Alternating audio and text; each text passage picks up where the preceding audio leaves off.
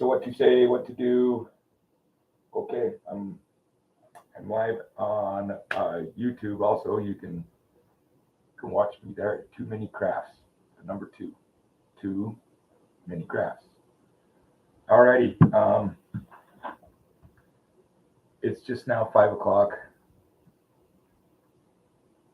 I did tell everybody 5, so let me do a little bit more stupid stuff here on the computer.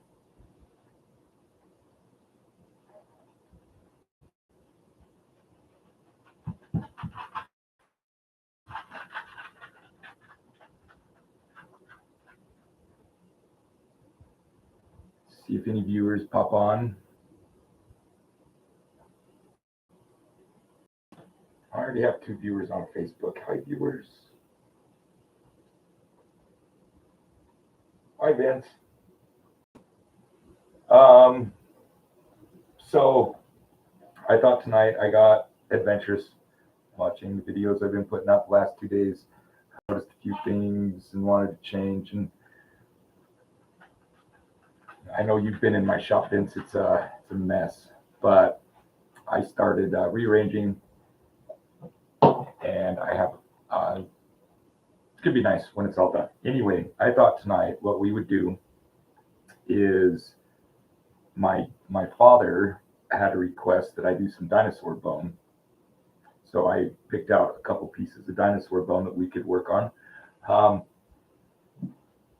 And I thought maybe something else that's fun to do while we're working on the dinosaur bone, because making 1 or 2 caps doesn't take too awful long, is we can also work on a piece of malachite. This is a raw piece of malachite. I've cut some stuff off of it, obviously, but malachite is fun to work on because you give an idea of what the different wheels, all these wheels behind me, all these things, they all, like, each stage that we go through brings out more and more detail in the raw patches that we're getting rid of. The malachite is super fun because of all the banding that's in it. We can choose whether we want horizontal bands or vertical bands or horizontal bands, or if we cut into it from this surface and make this our face because of the, let me get this wet. I don't know how well it's going to show up on there, but because of the wavy lines that's in there, if we cut down through this surface this way, we should get the little round circles, or something that's not so uniform and straight across. One thing that I always keep in mind when I'm cutting anything is what I intend to do with it in a final project. Malachite's kind of fun when we have a piece that's this long with a nice, good, long straight. I think a straight band all the way through it. I think it's kind of fun to make different pieces that are sequential and all match one another.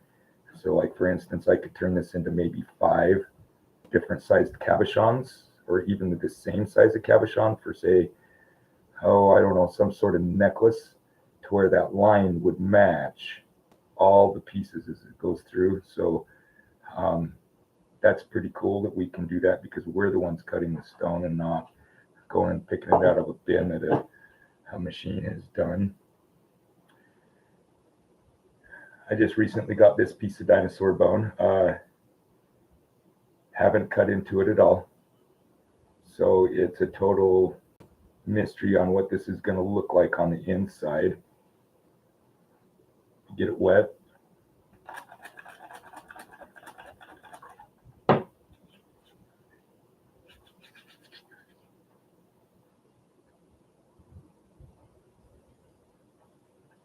So the horizontal striping that you can see in here is not stripes, it's the cells from the bone. That is agate that has filled in the different cells.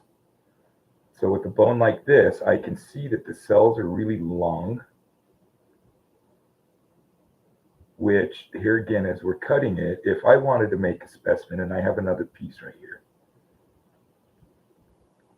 This one's smaller. So I'm going to make a specimen piece out of this. It's got some really neat detail in through here and little pieces of agate, some other color.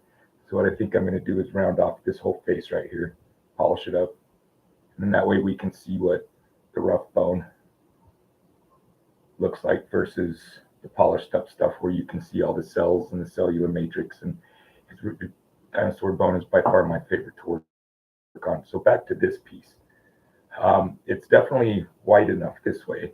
If we cut down through here, we would see face on all those long cells. So it'd be a lot of round ones. If we cut through this plane, so this way, we would be cutting along the long axis of those cells, which will, and the finished piece, that will make them look kind of, stretched out and long. So I think what I want to do, I've looked at this piece of dinosaur bone for a few days now. There is what appears to me, if you're familiar with anatomy at all and how we're put together, bones have different layers in them. The middle part, the marrow, the calcium part, we're all familiar with, the bone. And then there's a layer of tissue around the bone, actually. I think that is right here. I think that's what this is. It's called the periosteum. Periosteum, Latin, oste is bone, and peri is around, so around the bone, periosteum. Anyway, I think what I want to do is I want to do several things with it. What I really like about this piece is I can see what I believe is the periosteum. I can also see the harder bone right here, smaller cells. So that's probably the more the calcified part of the bone with the smaller cells. But another thing I really like about it is looking from this direction. I don't know how easy it is to see. You can actually kind of tell the difference between all the different layers of bone. So I kind of want to keep that rough. So I'm thinking specimen piece 1, and that will be this. So the first cut I want to make is going to come this way, right through the middle, and whack right through it. And then after that, I want to take, perhaps, depending on how solid it is, whether it's fractured, what it looks like. I'm hoping that what I see on the outside runs all the way solid through it, really agatized, good bone. So we're going to work on this piece. And I believe we're going to work on a malachite. This is messy. This is not. So let me make sure my camera's working. It looks like it is. Will somebody comment and tell me if you guys can hear me okay? I know that once I run all the saws and stuff, it becomes harder to hear me. I'm going to try to speak a lot louder today. Let me check my other spot that I need to look. Okay, that looks all, might be figuring this stuff out. Maybe.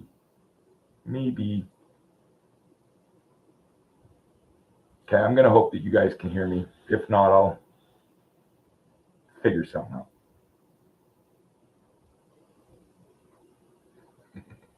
I guess that means yes. Okay, so I'm going to be doing my cutting for the most part on this lapidary saw, not the trim saw. I might trim up some stuff over there, but for the most part, it'll be on my fast one. Okay, sorry about the motion, but here we go.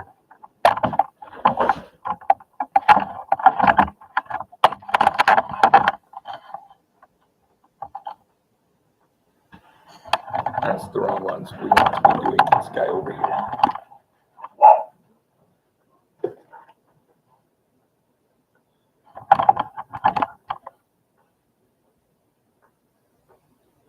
Okay.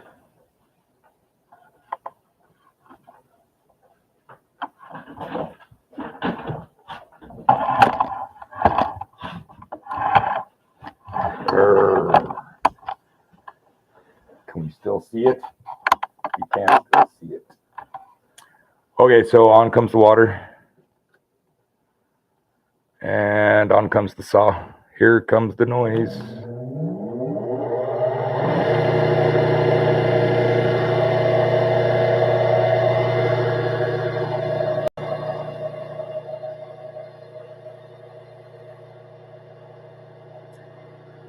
Starts to look so good when it's wet. Okay, so here again, this side, I really want to kind of keep rough. I really want to see what's right in through here. So my first cut is going to be, I don't know if you can see where the water is spinning off the blade, kind of draws a line on the rock so I can see where I'm going to cut. I think right about here is going to be a good spot.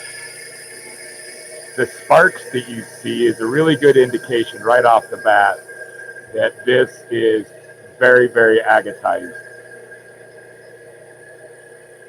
I'm thinking that it's going to be solid, like red and white, probably a white cellular matrix with a red agate in the middle. Who knows? Maybe I'll get lucky and there'll be some crystal formations in there. You never know when you're cutting open this dinosaur bone.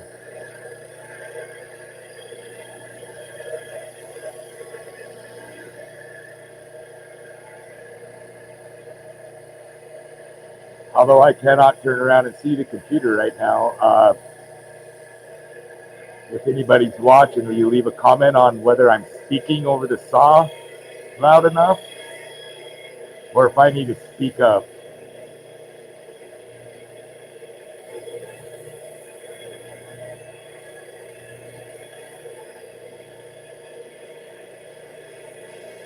And as I mentioned earlier, this one is for my dad. Hi, Dad.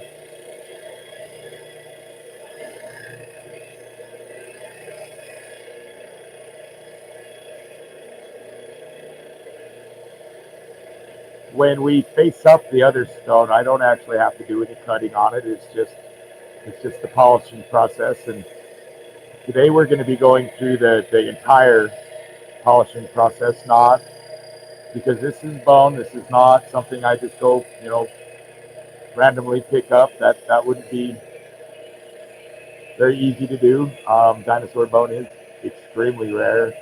Agatized dinosaur bone. Good luck if you find some.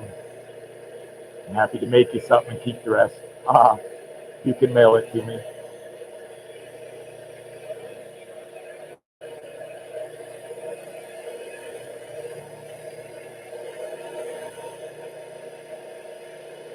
Either way, the dinosaur gem bone is much more special. Some of it I do coat in acrylic simply just to keep it, protected and safe when I'm wearing it.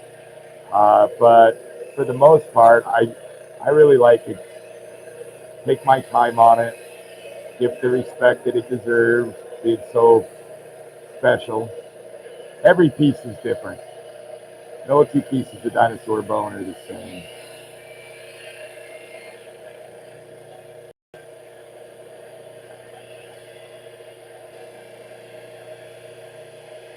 Taking my time. If there are fractures and stuff or weaknesses in the middle, I don't want to go through them too quickly and break this.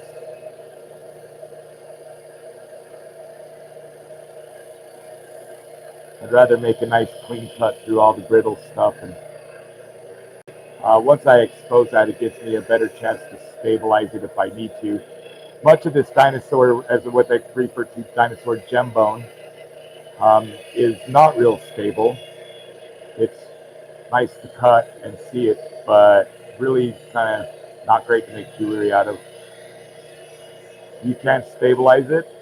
I do like to stabilize a lot of my stuff, but sometimes you get pieces that don't require stabilization just because it's so agatized and so hard. And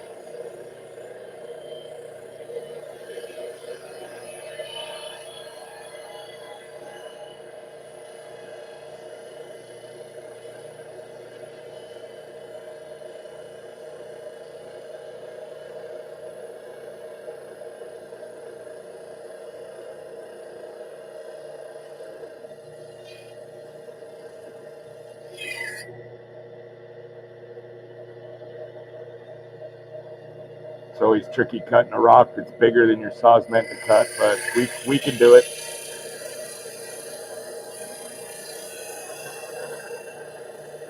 Maybe you guys will get lucky and I'll bend this blade tonight and swing the rock against the back of the saw. It's pretty dramatic. Scares me.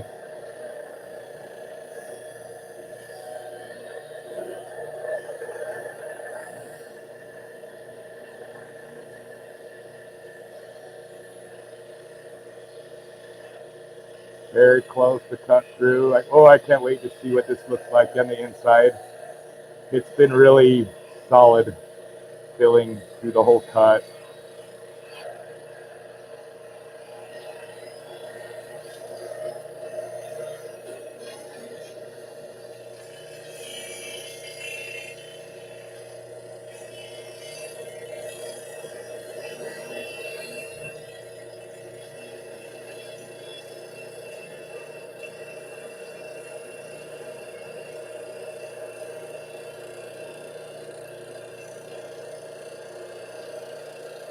Almost there.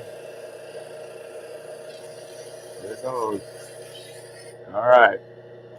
Hope you guys can see this as good as I can. Oh, look at that.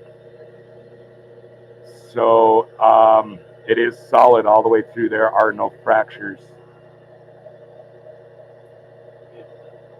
It's little cells.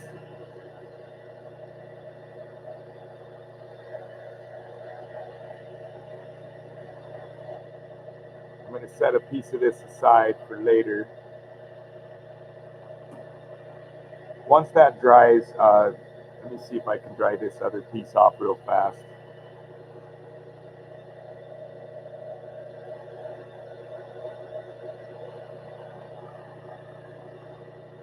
So they're little cells. Although when we look at the outside of the bone, turn this off.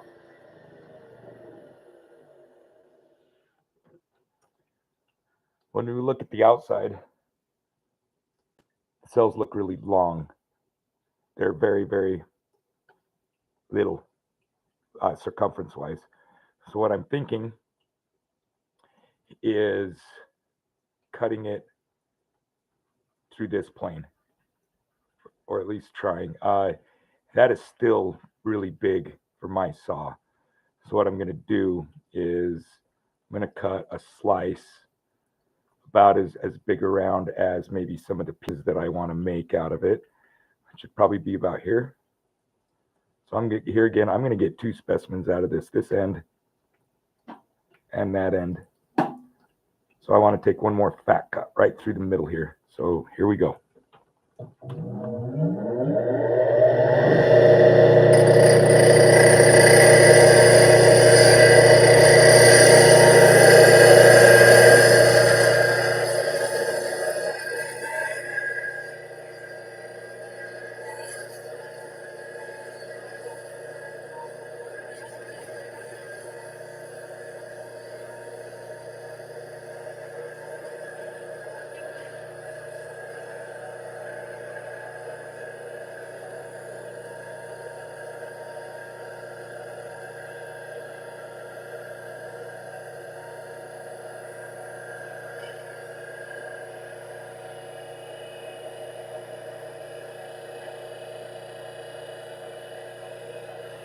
Sure is uncomfortable cutting rocks with a big camera with, in between you and the saw.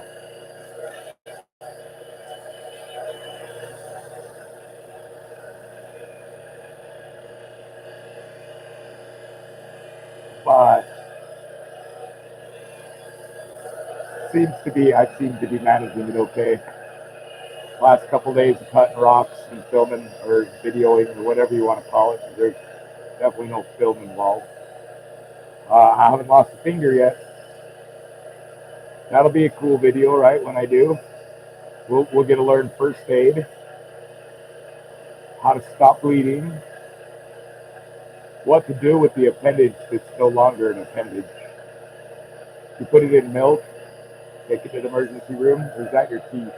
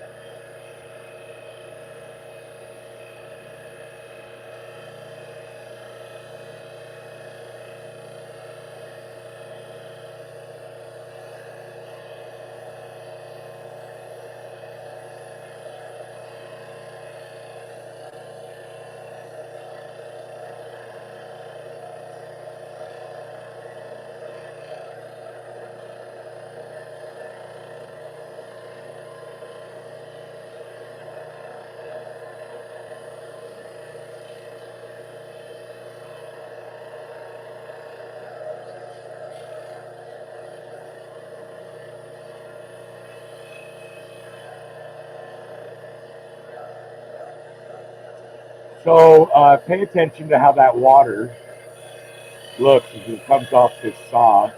It's just kind of a light brown color, as you can tell. A lot of the dinosaur bone that I cut actually cuts, and that water that runs off it is really red. And it's almost like the dinosaur bone is bleeding as I cut through it. I kind of get a kick out of that. I don't know why. Um, when I cut the malachite, although that rock is green, there's a lot of like, I don't know what it is, sticky oil or something that's in that rock though is really messy. And when I cut it, the water doesn't come off nice and clear like that. Um, Different rocks, when you cut them, make different colors.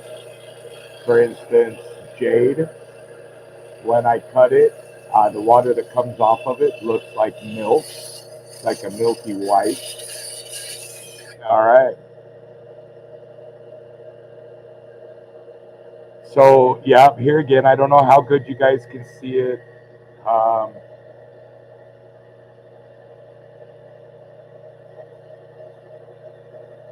try, try some different angles. Maybe clicking on this slide, maybe.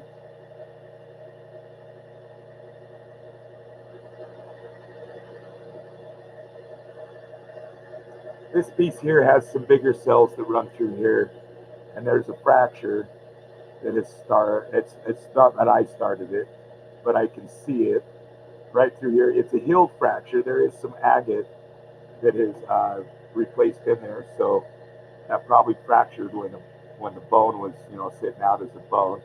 So there's another specimen piece that I'm going to make, and here's our thick slab. So I have two faces on it.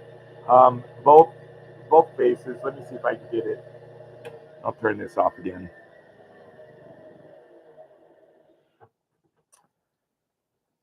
Let me see if I can get this dry or more dry. I think it's the reflection of the light that.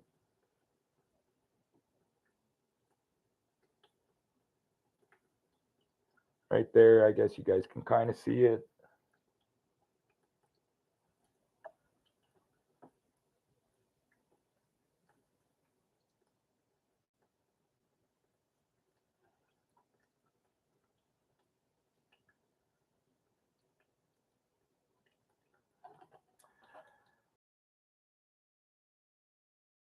Think because it's small cells, all is the cellular structure. See now that has some agatized banding in it. It's one big cell. So maybe these ones here, they might contain like little cores of them might be clear or even have crystals in them. There's a cell right there that's got some black webbing, black banding around it, the black cells. So there's some really, really neat. This is agatized and really cool. It's just really hard to see with the teeny tiny cells. So I'm going to try to see more of the cells by cutting it this way. When I do that, we should see really long stripes. So here we go.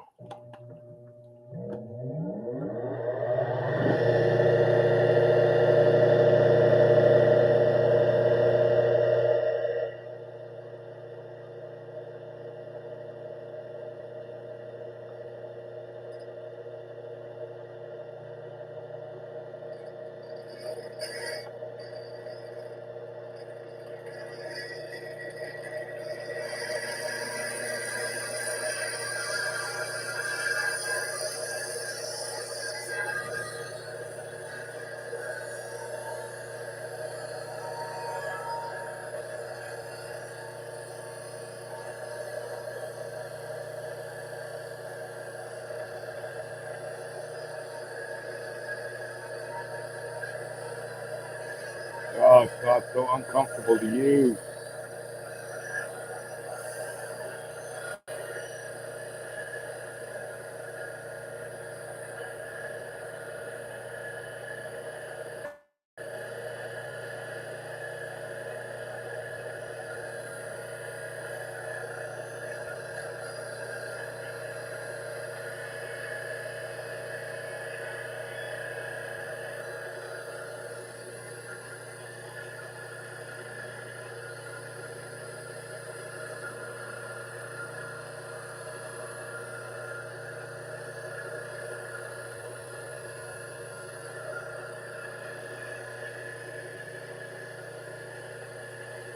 if I make another cut like this, now that I have some flat surfaces, I can cut on the trim saw.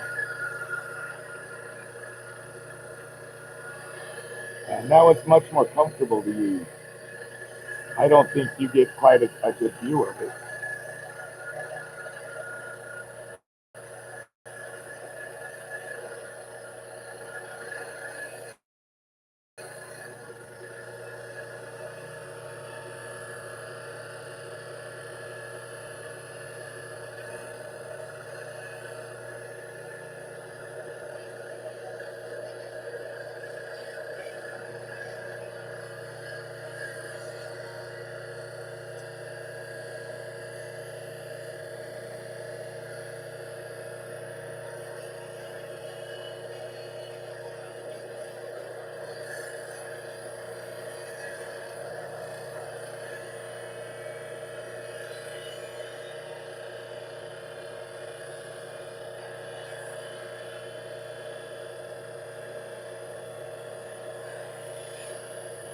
It seems to be cutting a little bit more difficult this way.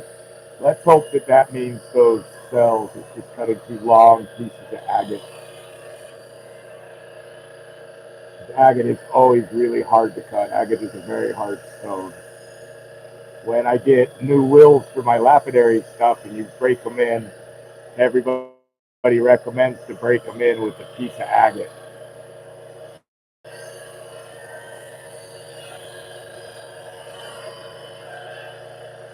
They're diamond wheels. It's funny that agate will break in a diamond, but a diamond will cut an agate.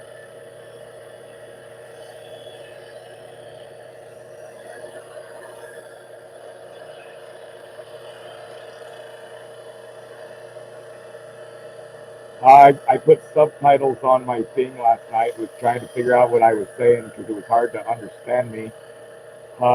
If you want some comedy, turn on the subtitles and see if it can figure out what I'm saying if you can't hear me.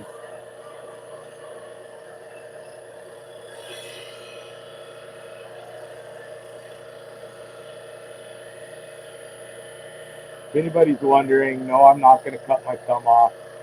This is a very slow process. It does not move through that stone very quickly. So pretty sure my thumb's safe, but you know, just to be on the safe side, as I start to get closer, I do move my thumbs out of the way.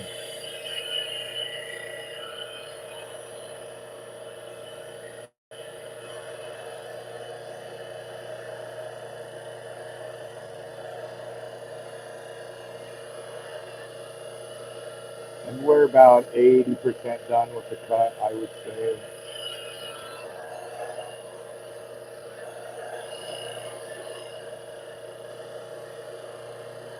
Keep finding myself talking like I was last night and having to remind myself to speak up. Speak up, which is really strange my entire life. Nobody's ever really said we can't hear Scott. Usually it's like, oh, there's Scott.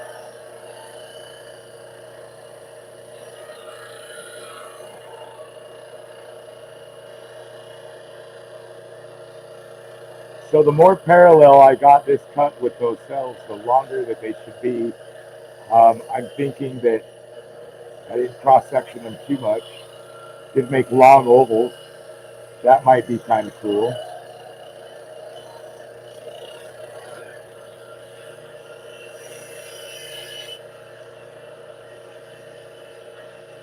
Oh, that water came out kind of red.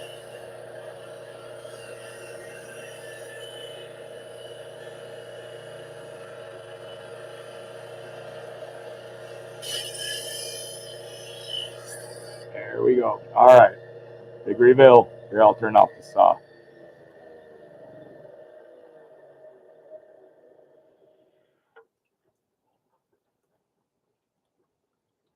Yeah, that is perfect. You guys see the difference in the cells there? Cutting them the long way. Now I can see them versus this way. where I can see them pretty good, but not like that. Not like that. That is really neat. So I'm going to save it for another day or when I'm not live, and I'm going to end up slabbing this whole piece that way. Tonight, if we want to, or I'm going to work with this piece right here. So we have the rough cells on the back, which I'm definitely leaving because that's just really neat to be able to see that. And then I'm going to make a cabochon set, or not set it, but I'm going to make a cabochon out of the rest of this. And looking at it, um, especially right through here, it's really neat. So I'm thinking maybe an oval right out of here, or perhaps a diamond. Could do a diamond. I might do that, cut right along with the cells. Okay, so we're done with this piece of the dinosaur bone. Definitely figured out what we're gonna do. We'll set those over on. I just cleaned off a big bench that's been bugging me, and I have already. So I spent I don't know a couple hours cleaning it, and within 45 minutes, I've got it full again. I really need somebody rich to buy me. Oh, I don't know, my own studio. Yeah, my own studio. That would be great. 10,000, 20,000 square feet, all the tools I could ever want. Oh, now that I look at my saw behind my saw, we could also do these. These are kind of fun. This is an azurite nodule, crystal nodule, azurite. It came from I don't know, the mine just south of here in town, blue something. And we can polish this up while we're polishing up the others. That will be fun. Can you see it sparkle on the inside there? Those are where the little crystals terminate. Ooh, it's so pretty. We might be able to see more of that. I need to go to the bathroom, honestly. So I'm going to go pee. I'll be right back. It doesn't take me long. Old man bladder. Old man bladder. This time I'm going to try not to bump the cord and screw it up and ruin the whole broadcast, but I will be back momentarily after these messages. We'll be right back.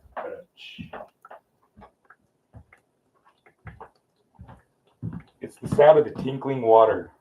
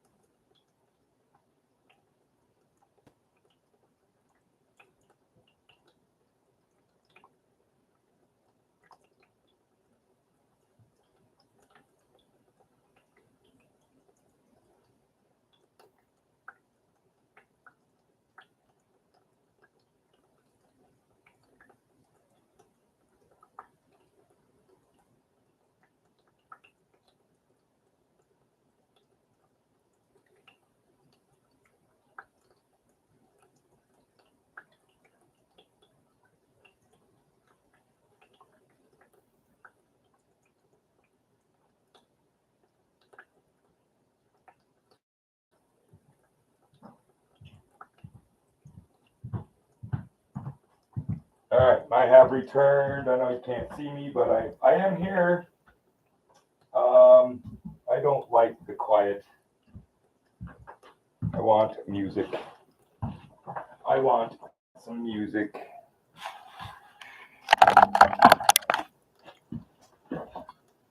So you can see my pretty hair. Somebody told me that I need to cut it. How true that is, I don't know. I don't want to cut it. I have a big bald spot back here. That's why I wear a hat. If I cut it, it's not going to come back, is it?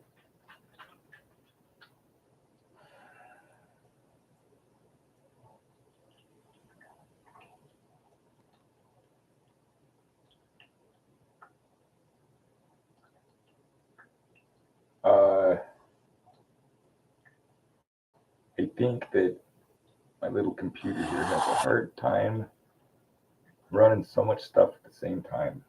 That's what it keeps telling me. Can anybody answer the question that I will be probably looking over YouTube for? What is the difference between a live broadcast and a streaming broadcast?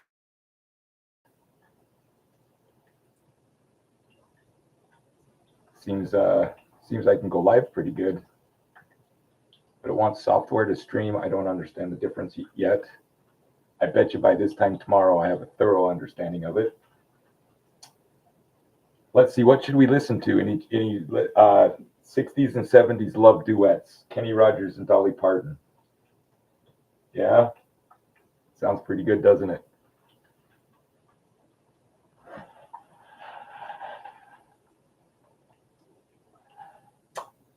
I get so thirsty doing this. Talk and talk and talk and talk and talk and talk and talk and talk and talk. I have to make some sort of holder for earrings. That's some music. Hope it's not too loud for you guys. Was a little loud in the video last night. Got a big, that many people watching on YouTube. That's awesome.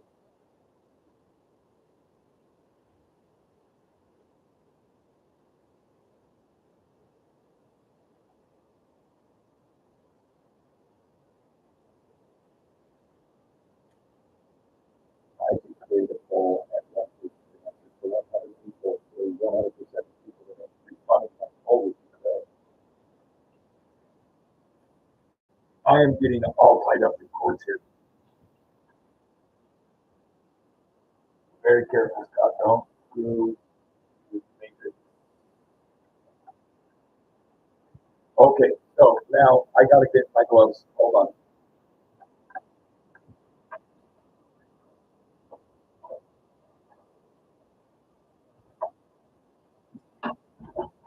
Not all stones I cut.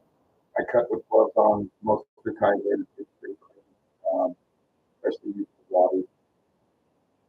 Most stones I cut with water. I don't use respirators. You don't need it. That's why my voice is so beautiful. Um, some I do. There are some rocks out there that are just so terrible for you to be cutting even with water.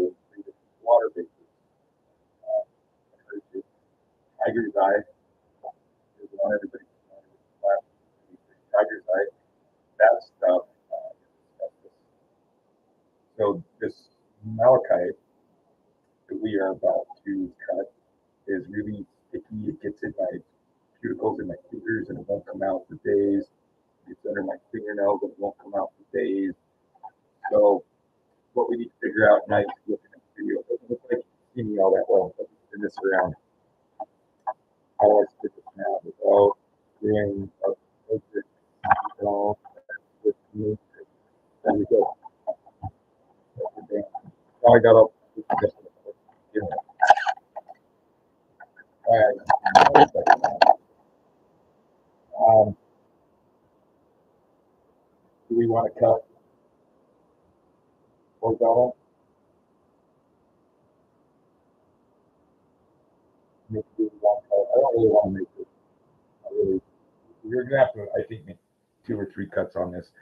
It cuts. It's really soft. It cuts really fast. Um, I want to. I want to come from this face and polish downwards. There is on this side a really big crack.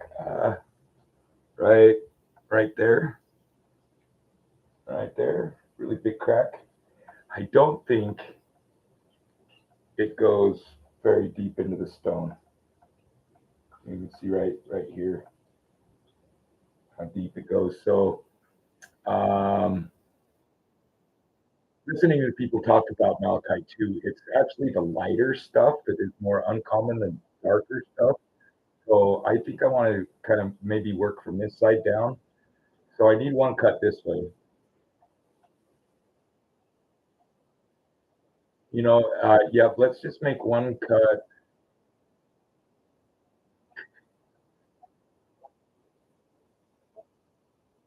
going to be 2 cuts. That's too wide for my little saw, but you can see the bubbles. So this side should make a really, really, really cool looking cabochon. Um, and along the way, it's really neat to watch all the bands come out. It'll change stage to stage. It'll blow your mind. It's my favorite thing about this. So we want to um,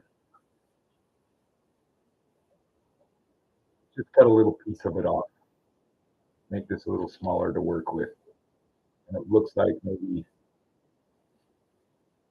this side has some cool little bubbles. That fracture's right here. You know what? Why don't we cut just right along that fracture, and that will get rid of it. Our plan. Okay, here we go. Whee!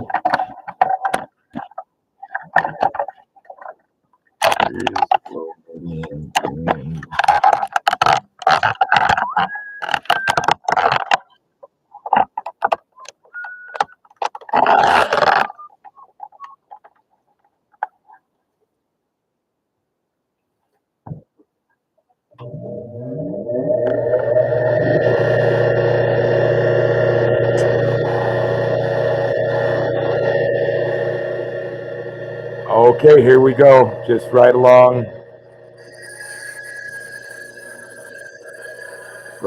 that already broken part. You'll notice that the water coming out is black. The stuff just goes everywhere. Every rock that's in the bottom of this tray is going to be sticky black. And I don't know what it is. There's probably some, maybe hopefully one day people will actually watch these videos and there'll be somebody that's smart with rocks that could tell me what it is that's in malachite that is sticky and black like tar.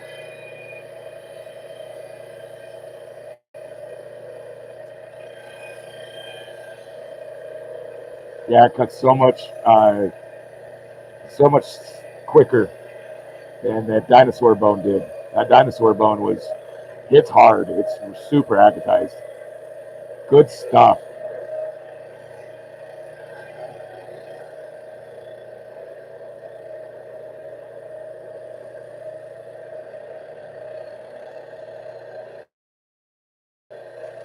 I'm glad I'm not cutting this on that slap saw because that black, you see the water in the bottom of the tray. It's looking really grayish. Would never wash out of this saw basin, water basin.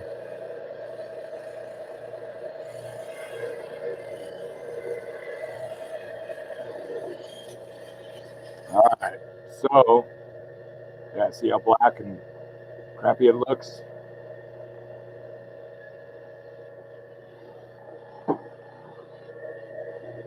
Now I can make that is a good width right here for my saw. Yeah, I should be able to get right through that. So we wanted to go through the lighter side, right? Although now that it's nice and wet, it looks like the best banding is down here.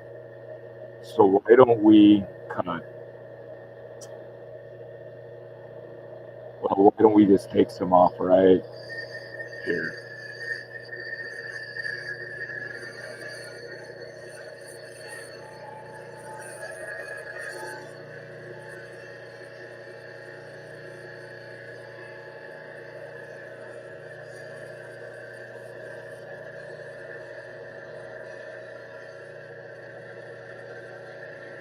These cuts when I'm attempting to cut a nice even slab, I push from the bottom of the saw upwards towards the shaft. That helps me keep even tension on the saw blade. If I try to cut it like I was cutting on a plane saw, I tend to wiggle and make a crooked cut, and that's when I catch and bend those blades the very most. But if I can get 3/4 of this cut done from the bottom, pushing upwards, then I can spin it and finish a nice good cut. So if you're wondering, that's why I started from the bottom of the saw blade.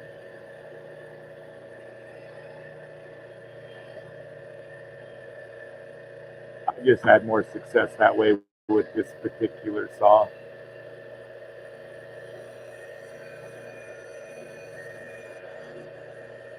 Lots of black.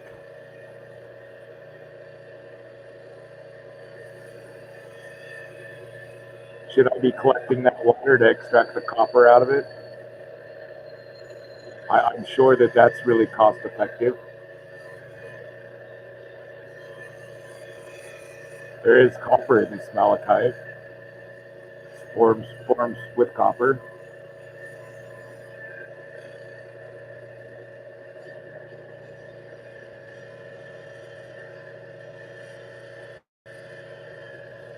So this is the fun part with the malachite. Let me turn off this saw. Yeah, this is going to make a really pretty piece. So right now, that face of it, I can see one swirl. I can definitely see where some swirls are going to come out of it. Um, and then we have this face, which I believe is what we're going to be cutting down into. But if you notice, you can't really see a lot of detail in there. There's no fine lines. Nothing really has a definite like, critical shape to it. That is because and it's even wet. Um, that is because of all the marks in the saw. Every scratch, every little nick in there diffuses the light that is traveling through our eyes off of the stone, which give it kind of make it look pleasing. And so the idea of polishing is to get rid of all those scratches. The more and more of those scratches you can get rid of, and the finer and finer scratches, every step of the way really scratching the surface, whether it's a big 80 grit gouge in it, or if it's a teeny tiny, 15,000 grit gouge in it, there is still a scratch. At anything more than 3,000 grit, our eyes really can't pick up that fine a detail so that it will look shiny. But each stage above 3,000, in my opinion, this is just my opinion, I think it starts to make it look more and more, not necessarily shiny and smooth, but more reflective. You can see better detail in the reflection in it, but more of the detail comes out of the rock, more importantly. So remember what this looks like right now, and I'll be showing it again because it is getting dry. All those saw marks, all those scratches, all the whites. So which piece should we do first? Should we do the malachite because I've got the gloves on and then go back to the bone? Or should we do the bone and then come back to the malachite? I agree. Malachite and then bone. Okay, here we go. Over to the wheels. So on this particular machine, I have set up for cutting and shaping.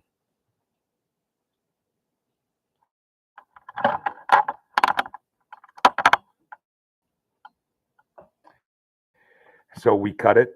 Now we're going to shape it. Action. Water.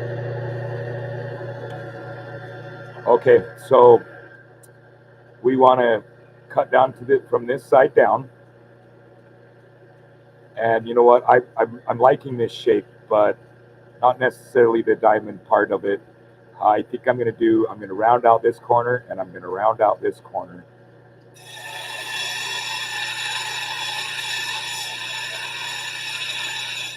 First, I'm going to get two parallel lines here and two parallel lines here. This one is not quite as steep as an angle as this side. So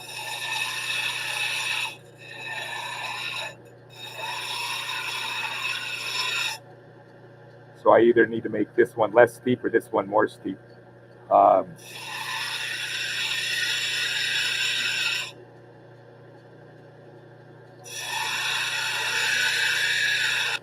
I have You can really see it now. I didn't do that right. This side's way steeper than this side.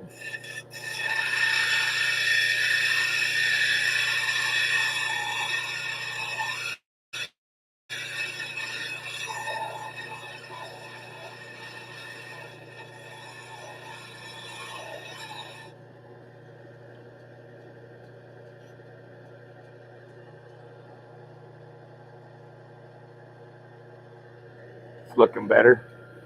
So this is the side that we cut with the saw, and I do believe you guys are seeing it pretty okay. That dark spot there, and then there's a ring, and then another ring that kind of does this, and looks like there's a swoop through here. This side is the side that I want to face. I can always change my mind later. So why don't we make this the face? And here I go. So here's what it looks like now. In fact, I am going to double face this. That is a very thick piece. So, and I think we'll see what design and pattern comes out on it before I decided what I'm going to set. But this piece is definitely going to be double-sided.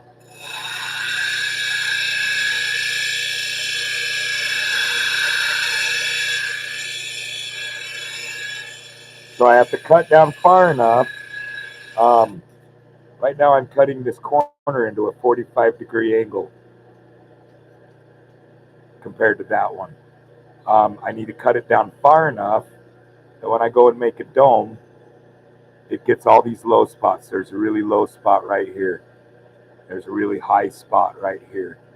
So I need to cut down far enough to compensate for this low spot.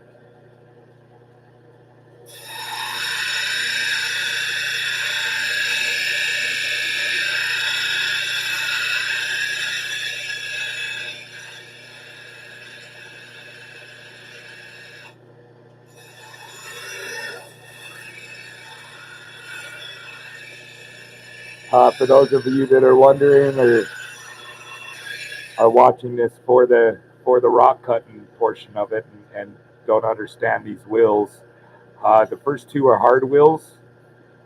They're for grinding basically, or getting your shape pretty much roughed out. This one is an 80 grit diamond hard wheel. This one is a 240 diamond grit hard wheel. They remove material very, very quickly. Some stones that I cut, like opal, we don't even touch them to these ones. Opal is so soft that they would just eat it away super quick.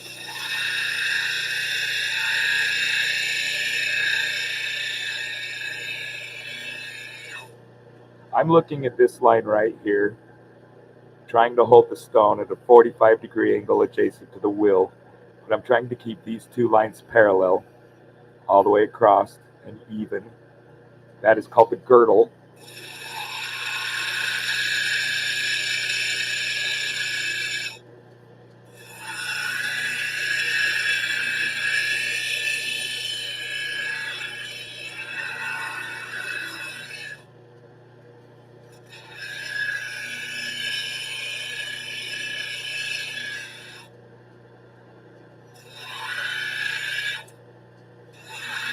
At this stage, just like I said, this is a really rough cut, but you can see how through the low spot here, I've cut down lower.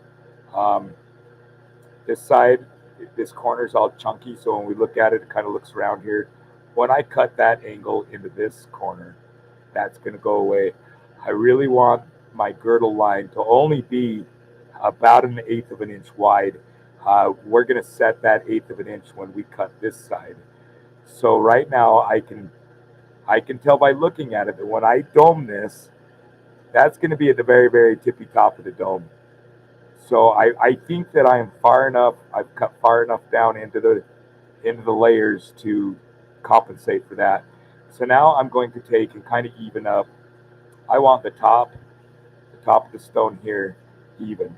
So I'm going to cut off this high part, and I'm going to cut it down even to the low part.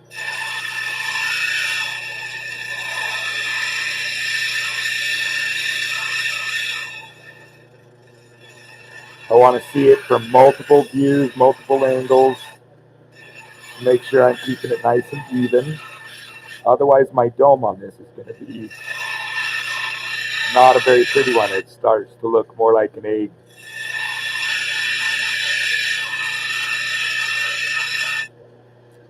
So there's my low spot. And if you can see where the high spot was, that blob, that's what makes those rings, is those round blobbies that were on top of this, or the unevenness of the layers. So we've cut almost down into that low spot. I'm going to shape just a bit more off because I think it's getting just about as tall as I want my dome for. So from the top of my girdle line to this line here is how tall my dome would be, and I want a little bit less of a dome. So I'm going to cut a little bit more off.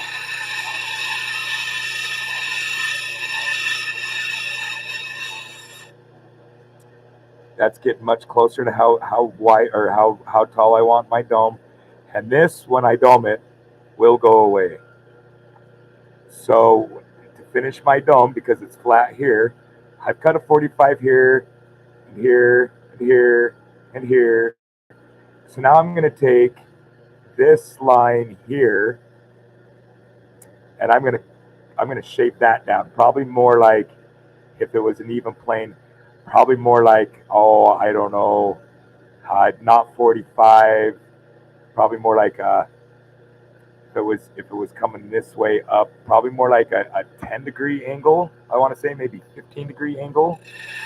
So a really shallow angle. And I'm going to let that cut down into it far enough. You can see that I've already cut into it to about here. So now I'm going to do that again. Really, really shallow angle on that. And this one, nice shallow angle.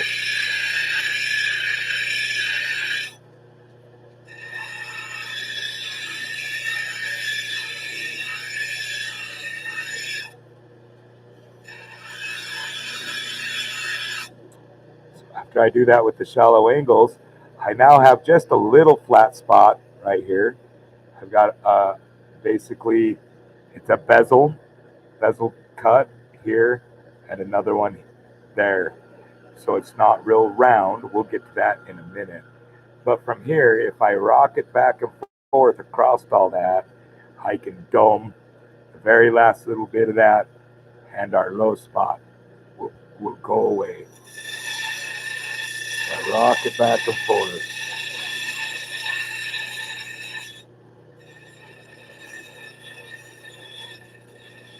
Trying to keep it nice and even. Now this is an 80 grit, so I'm not pushing real hard. And I'm just rocking back and forth across all those bezel cuts that I just made. Trying to round out all those corners. So there's the top of our low spot. It's that dark spot. We're getting some nice rounds coming out here. This is why I chose to do a piece of malachite. This is one of my favorite things about malachite is keep in mind what that looks like right now. Because I can see, and I don't know if you can see, all the scratches from this guy here are really taking away a lot of the detail from the rock. It just kind of appears to be a solid kind of mint green. All right, so now I'm going to do the same thing to this side. I'm going to cut that 45-degree cut first. And on this one is where I'm going to kind of try to get my girdle line right here. I'm going to try to get that to that about 1/8 of an inch. That's about 1 millimeter. I'm going to work both sides of it to get it nice and even. But I want it about that wide, all the way around the stone.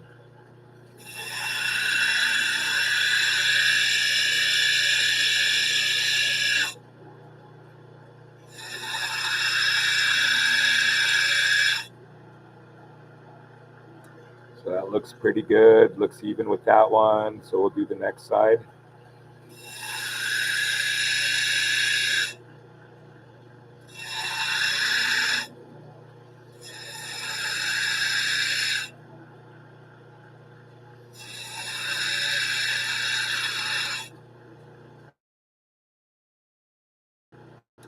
nice and even.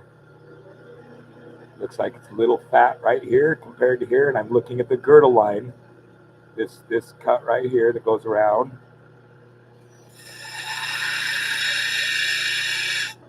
Goes around the waist of the rock. Some people will refer to that as the waistline.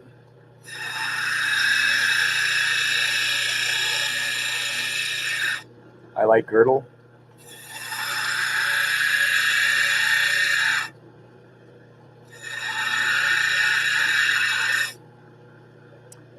So now my girdle is, I'm pretty happy with that all the way around, especially for right now and being the first stage of the cutting. That looks really good. So now I need to make that really shallow angle cut all along this top part here.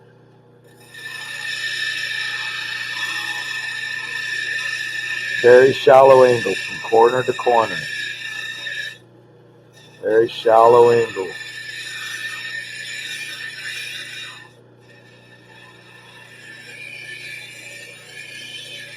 Very shallow angle.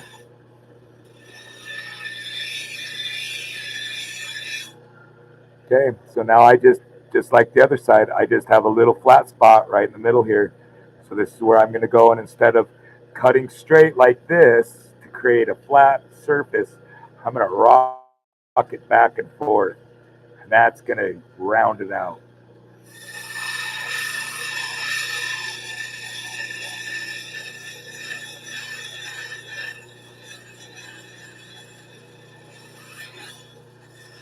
This is our rough cut.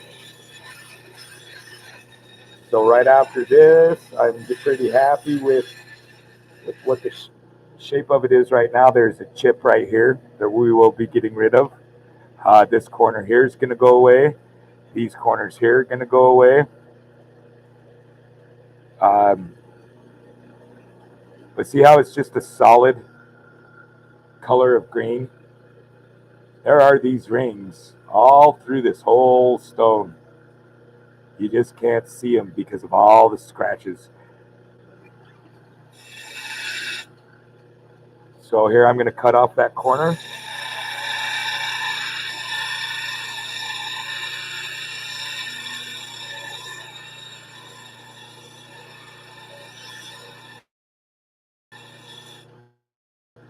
Now because I went through and I set all my bezel lines first, I can see where that fattened up.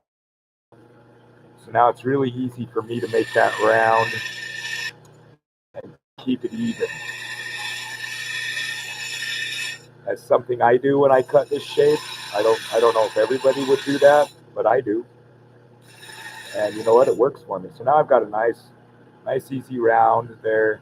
I'm going to do the same thing to this, and I'm going to try to keep them nice and even.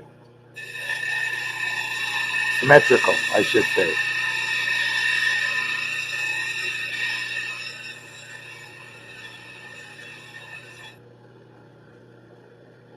Those are pretty symmetrical, even. They look even. So go through and clean up the corner that I just cut. Clean up this corner.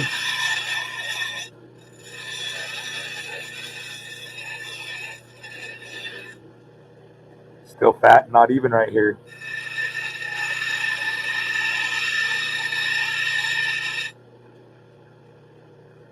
Getting closer. This side here is a little fat. This side here seems a little bit more straight. So clean that guy up. Just a bit more off that one.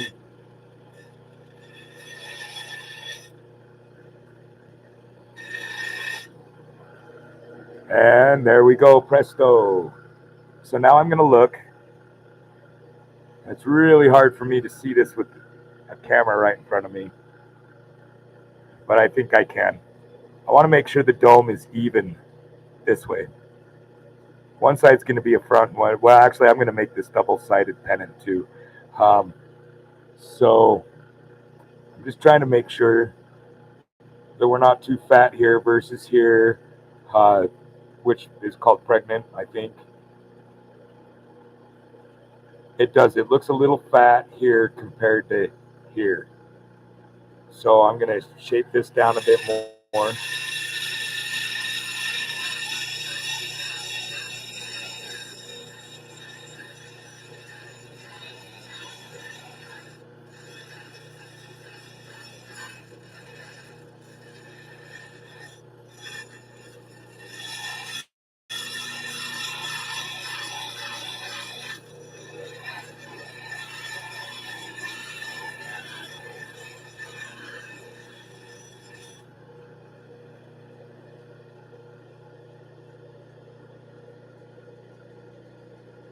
Okay, I'm getting happier with this shape. So I'm going to move to the 240 wheel now. This doesn't take as long. That is by far the longest cut because we have to take our time getting her done.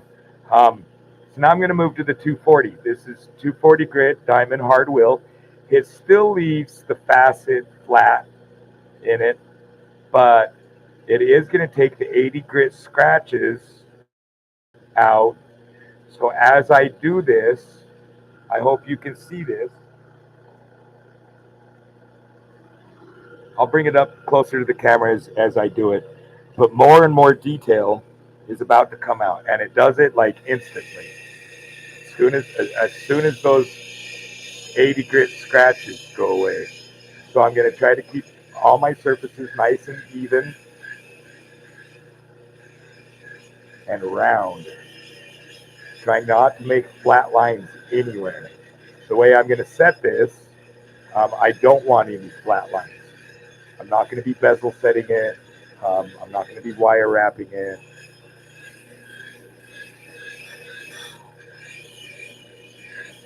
I'm going to be setting it with acrylic. And therefore, I don't want any square or pointy edges. So these guys I'm going to deal with here in just a minute.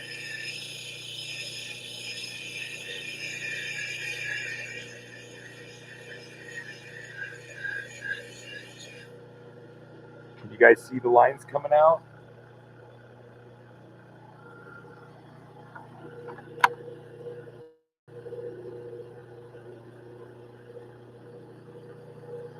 Not really.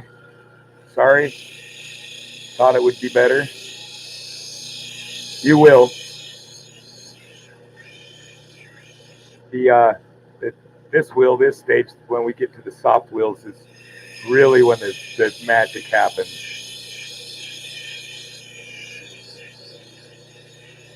So here again, I don't have to do a lot of shaping. This hard wheel will remove material pretty quickly. So it is still pretty good for shaping this softer stone like malachite. But really, I'm just trying to make sure that I get all the scratches from that first wheel, trying to get them out.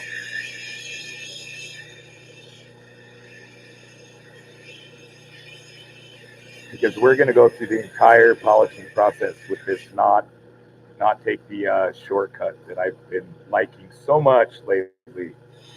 All right, off with the point. I ran that out. Off with the point.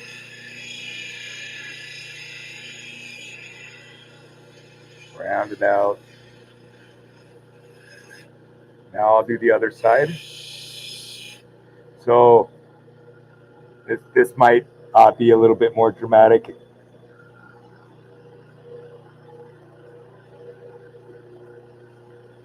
Just looks like a pretty much a solid green. Here we go.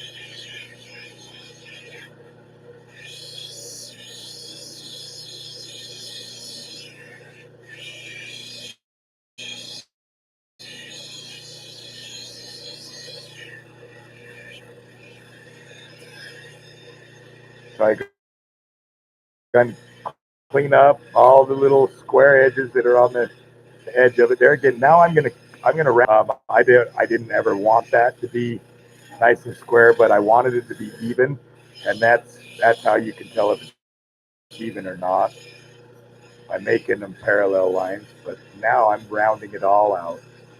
So one more time around the stone, maybe two. And I think I've got all the scratches. I've covered all the surfaces.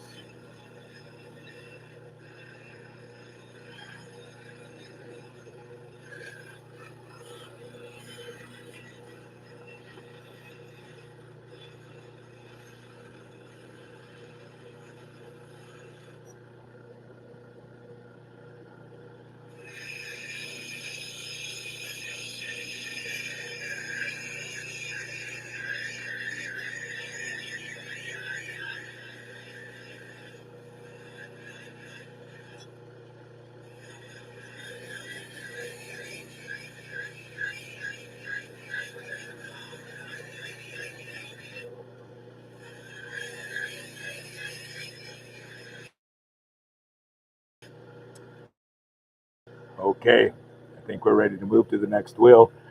It's starting to come out, still not real dramatic yet.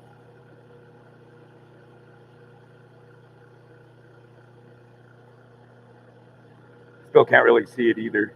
Okay, on to this is a 240 soft diamond grit wheel. This starts to take away all the facets. A facet is a flatness on the rock. So the hard wheels leave little flat surfaces everywhere. This is going to smooth out all those flat surfaces because it's soft. All the rest of the wheels that I use are soft. Um, it is 240, so it will still remove material rather quickly, but I'm trying to get, here again, trying to get it round and smooth looking. At the same time, any more of those scratches from that first 80 grit wheel, this is my last opportunity to make sure that there is none of those left on any surface of this stone, because we will see them. I will see them. They drive me they drive me bonkers. Ever since I started doing this lapidary stuff, I can see those scratches on other lapidary artists' work, and it's I always think it's kind of fun because I can almost tell the sequence of how they cut their stone depending on what scratches are left.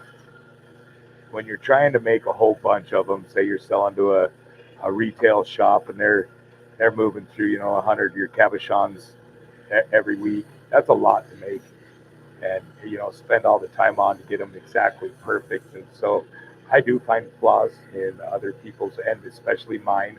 I could see every one of mine. I looked at some of the cabochons that when I first started making them and got comfortable enough with my skills that I started selling them. Um, I was looking at some of those the other day in a shop. She had them mixed in with a whole bunch of other cabochons.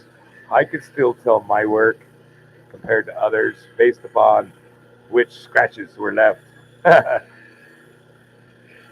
So when I do this, I can see the circle effect. The lines in the malachite are much more dramatic, simply because I'm smoothing out that surface even more. Um, these scratches are less. They're diffusing the light a lot less, and they're letting the stone reflect the light back to my eyes rather than the scratchy surfaces.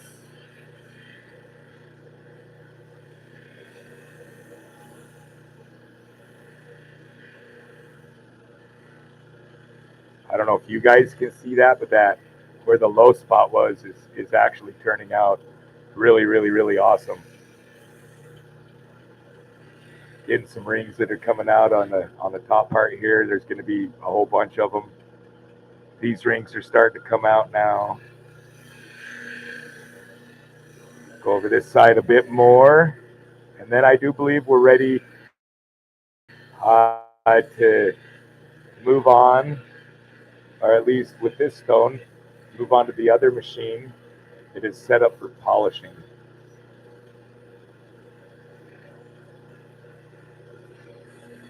All right.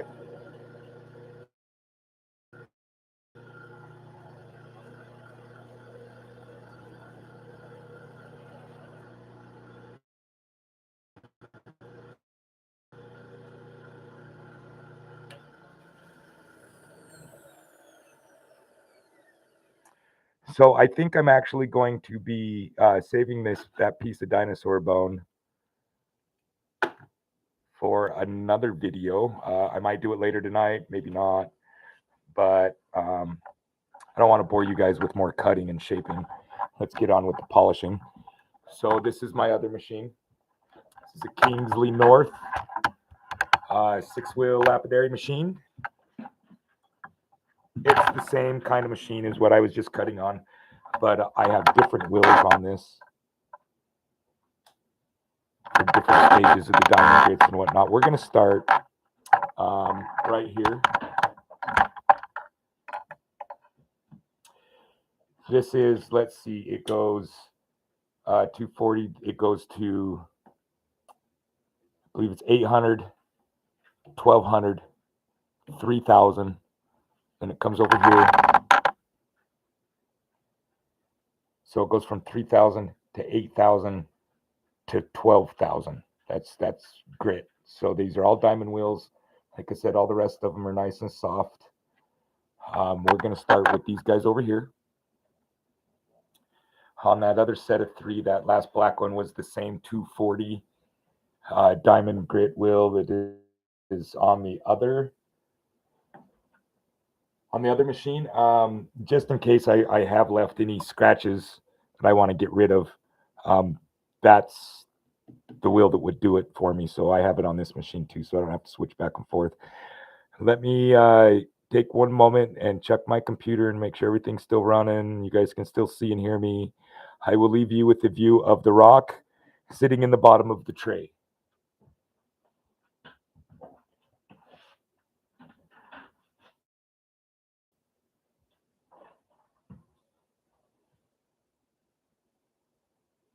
Look at that. It looks like I still have 0 viewers on YouTube.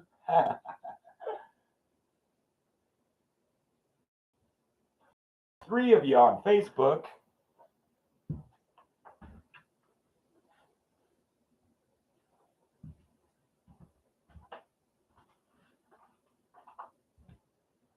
Watch Springfield Leather Company all the time doing stuff on the YouTubes and whatnot, and they're always giving shout outs to everybody, and oh, so and so just joined, and if you don't comment, I don't actually. Are they just reading comments? Is there that many people commenting?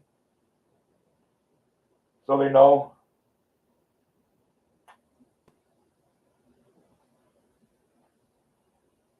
Yeah, I wish it would tell me who was watching.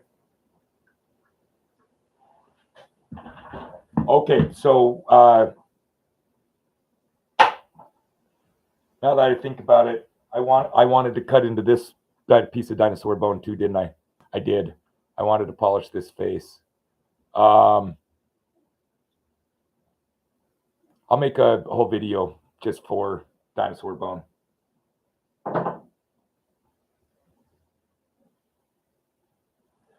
Okay, I think I'm just about ready. Let's do lighting's okay. Can you guys see that better over here?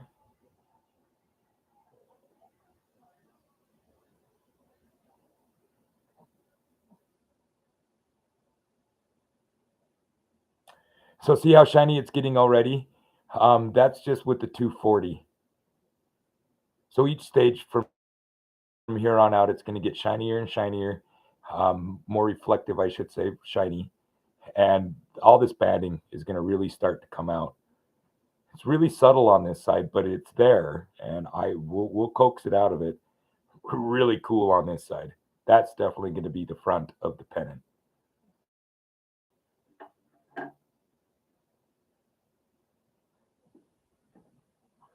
Okay, water.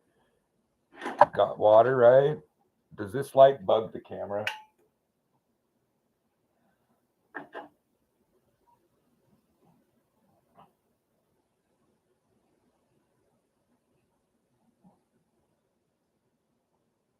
I'm going to cut with this light on because I do actually need to, believe it or not, see.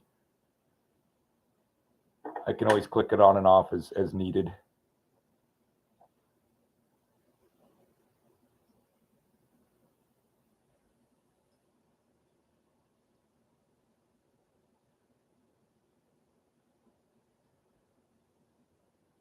So yeah, although I said necklace pennant, I could do some other stuff with this. The way I've double faced it like that with the round on both sides. So as it dries, I can see right smack dab in the middle here. There are still marks from the hard wheels. Can you guys see the whiteness on there?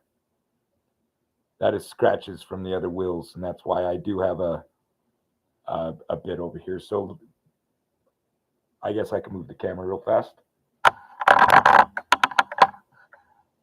How was that? Was that fast enough? So water.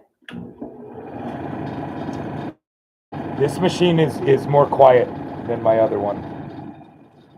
This machine is in my opinion, one of the nicest you can get. These are 6-inch wheels for another, I think it was $2,000.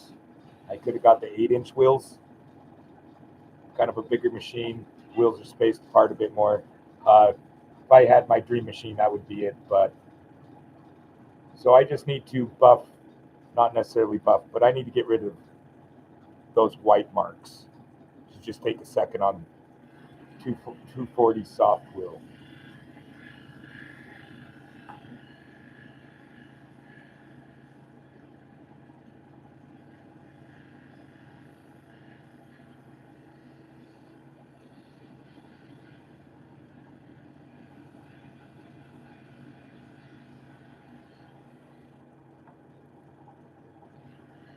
You can't see them when it's wet.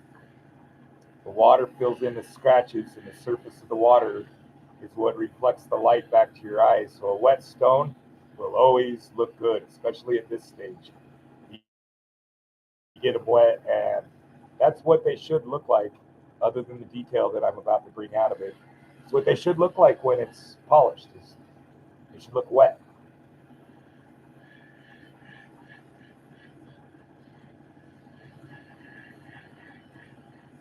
Does anybody have any other suggestions on something to do with this stone other than a necklace pennant? It's going to make a really really nice pennant.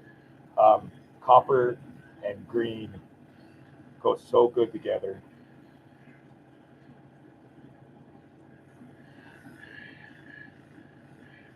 Like I mentioned, malachite is formed around copper, so it kind of goes hand in hand. So I do believe I've got those out. Um, Much more of the stripies. This wheel is much newer. It gets less use than my other one. And so it is giving it a little bit of a better shine, a little bit more of that detail coming out.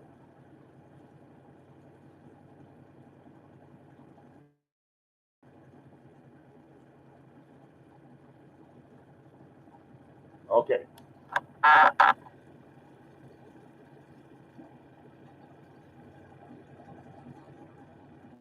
Let me get in position.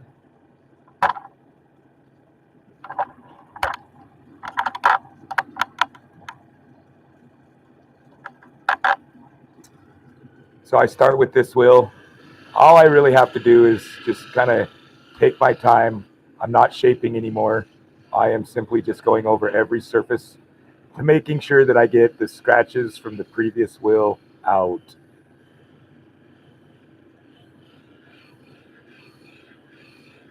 So these stages don't take very long.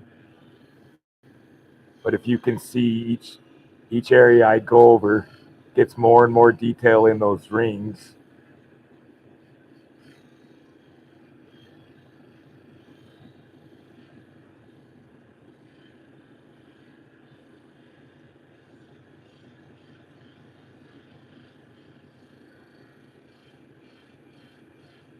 I did take off my gloves and I'm already regretting it. At this point, I like to be able to feel the surface of the stone feeling for any fractures that may be hiding, or chips that I might not see, or facets that I might leave. I can actually feel those with my fingers. So the top part of the stone here, the lines are much more subtle.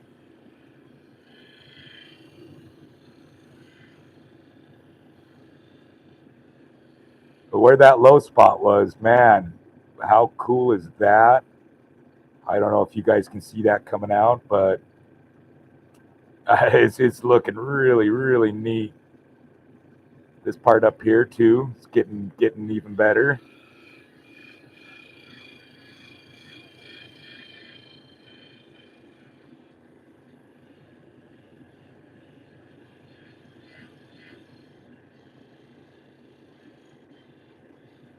Go around the outside. Always trying to keep that nice and round. As I work one surface of it, I have a habit of, as I roll it around the edge, I don't go all the way around the edge, and it end up getting sharp again. So trying to break that habit. Okay, other side.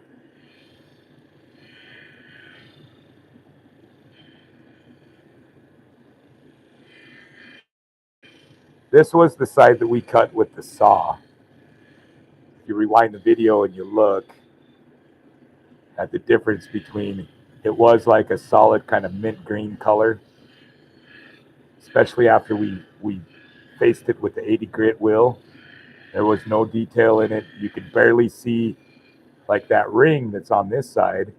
There is a lighter one forming on this side, so it's kind of opposite each other, this side and this side. I just put a nice scratch right in the middle there. That sucks. I think I can get it out.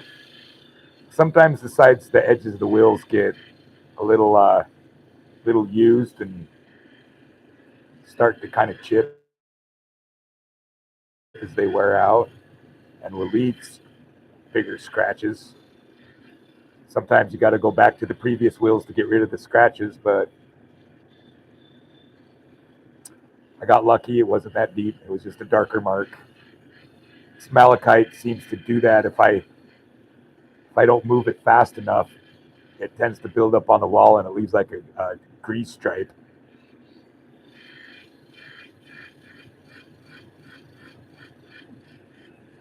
So I'm also, when I'm working these stages, kind of also watching the water that comes off the wheel.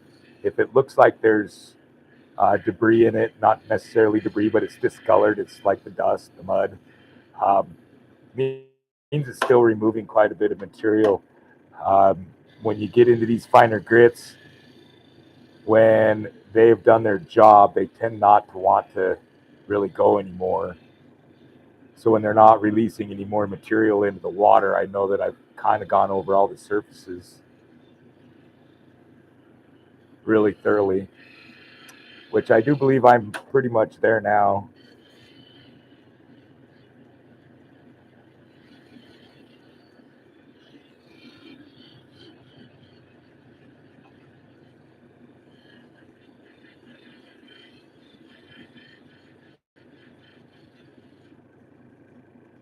So I can see many, many, many more lines and rings forming.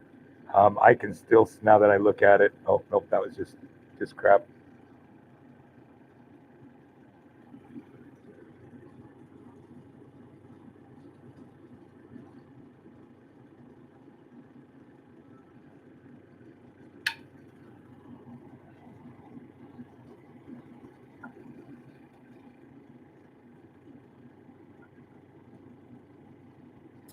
I don't know how to do the lighting thing.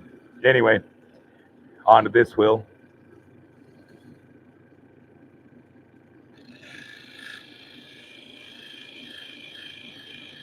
Start with what I'm referring as the backside. These last few go really quickly because it's basically polished. I want them to look really good, so more and more and more. Finer grit I go, the better looking they get.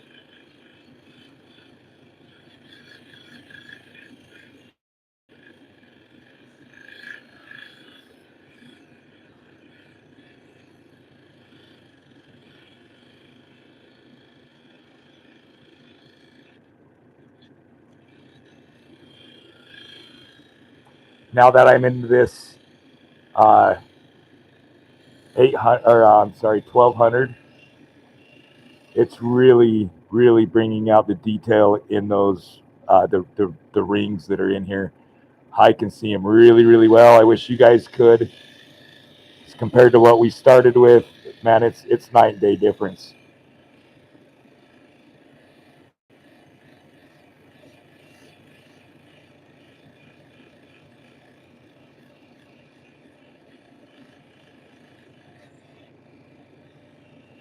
Yeah, I don't know other projects. I'm really leaning towards necklace pennant. It's just such a pretty cut, such a pretty stone. This might almost be my favorite piece of malachite that I've cut.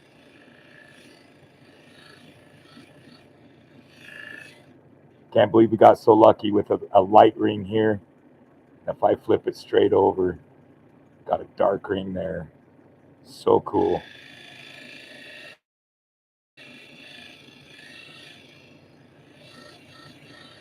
And this side is just absolutely amazing with those banding. Need a bit more water. The water helps lubricate. Not only does it keep the stone and the wheel cool, it helps lubricate and keeps that wheel flying over the surface of the stone. When you start getting into these really fine grits, it kind of wants to grab it. Um, they are just not abrasive. Tell you what, though, if I go like this, I sure can give my thumbnail a nice shine. You imagine going and getting your mani pedis and they stick your hands in a machine like this. That's the mani pedis for the manly men. Screw your little file. Put my foot in the power tool.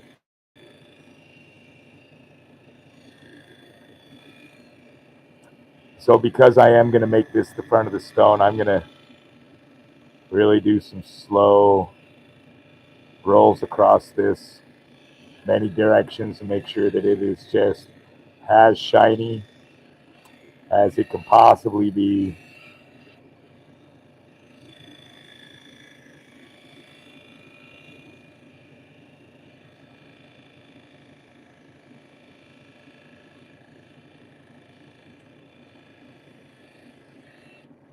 Okay, on to 3000.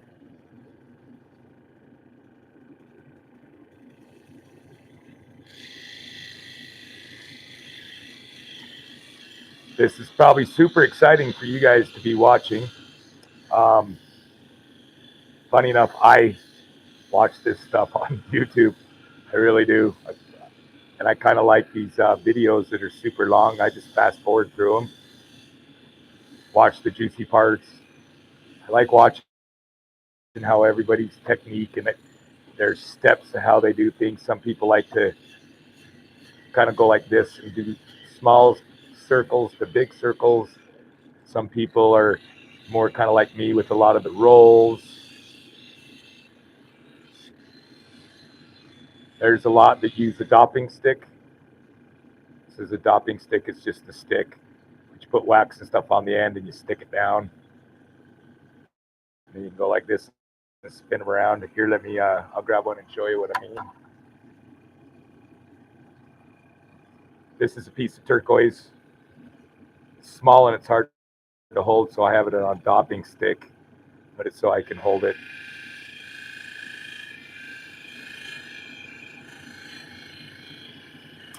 This is Kingston turquoise. For the turquoise nuts out there, I guess it's the Kingston stuff that they want because the mine hasn't been open for a long time and can't really get it. I do have some. I guess it's the valuable stuff. I don't know. I don't understand the value of stones and rarity and why one rock is so expensive and another one's not. Because honestly speaking, this Kingston turquoise isn't exactly the prettiest stuff in the world. Some people would argue with me, but that's what a dopping stick looks like and how it works. So back the malachite.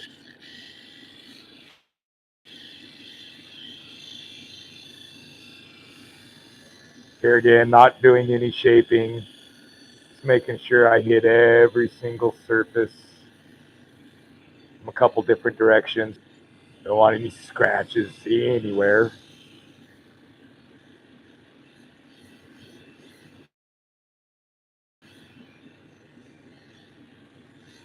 So anything after this, especially with the soft stone like malachite, uh, anything after 3,000 is kind of, a lot of people would tell me that it's pointless to go beyond the 3,000 with the cabochon. Anything above a 3,000 probably going to be more for like gems. Like if I was polishing up, I found that some of the really clear like agates that you see, like the window pane agates and um, tiger's eye, some of those harder stones, they won't exactly get really shiny unless you go above a 3,000. They look really good. A lot of people tell me they look really good, but from the person that cut it, I can still see the scratches in them. So I do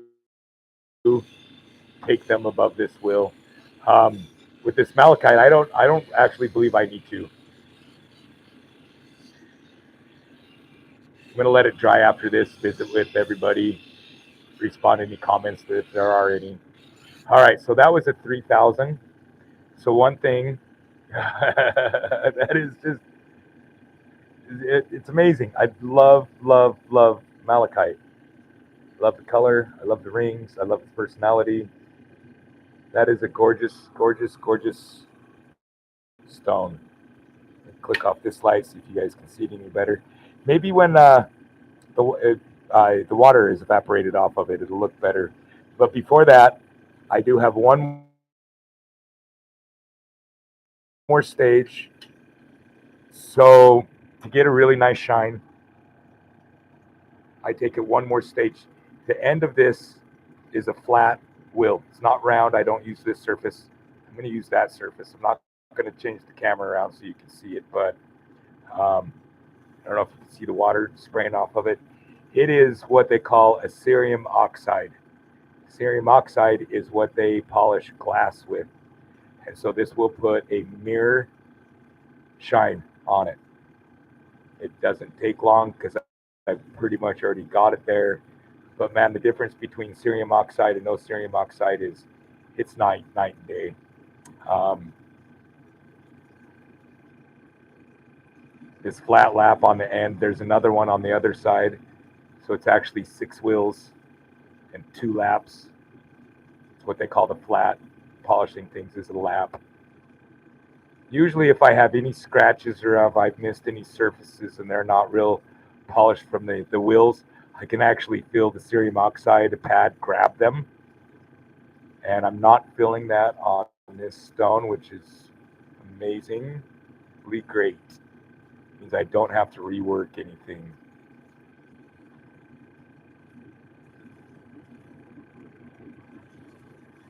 Super quiet. There's no grinding noise. Oh, ding.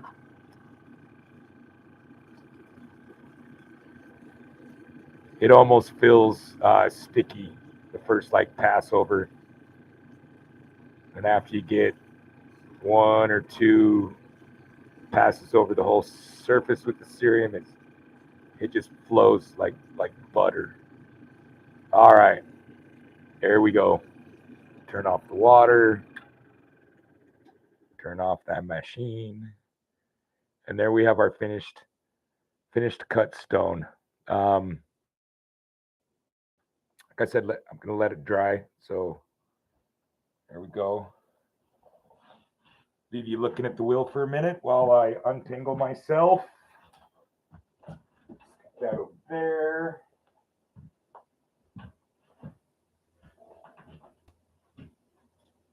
Let's see here.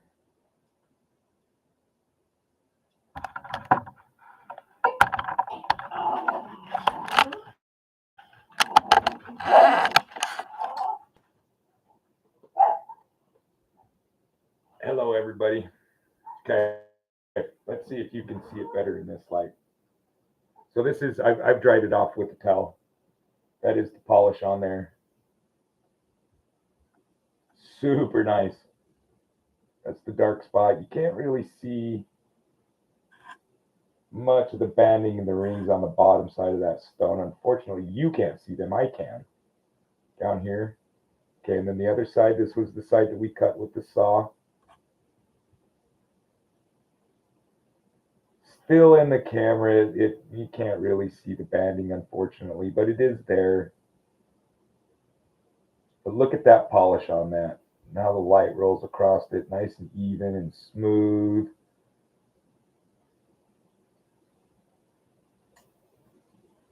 Turned out nice and even this way. Good looking stone. Okay, my next video I'll be setting this, but before I make that video, I need to finish building my jewelry table. I'm making one. I'm separating it from the other. It's getting segregated. It's gonna have its own spot. It's growing up so fast. Yeah, this stone it's pretty nice. It's pretty nice, pretty nice. I think it's gonna look good with a copper swirl right here that swoops up around that dark green. Watch for that video. Like and subscribe on YouTube if you want notifications on stuff. I do believe it sends out a notification when I schedule a live. I'm looking for a nice editor program. I am working on uploading some videos. If anybody has any suggestions on videos that you would like to see me do, I'm going to be done with the stones here pretty quick and move on to some leather. I think I want to do maybe a carving leather one. Might be fun to make a wallet. Wallets are easy. It's just scraps of leather. You can probably go to Tandy, or if you live in a city, I don't know, somewhere, buy some leather. And wallets, it just takes some thread and, not leather's tools. Not everybody might have, but still can be done. These tools people definitely don't have.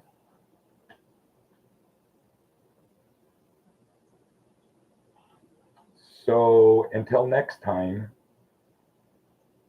bye. Toodles.